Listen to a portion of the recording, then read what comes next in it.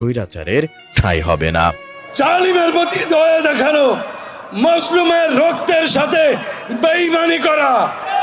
সুতরাং আওয়ামী লীগের প্রতি কেউ মায়া দেখাতে আসবেন না।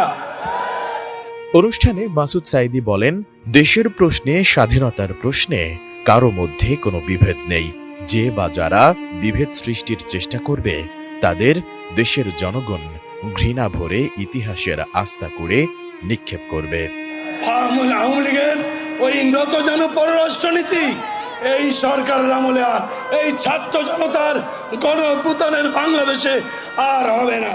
S I Raj, ATN news, Dhaka.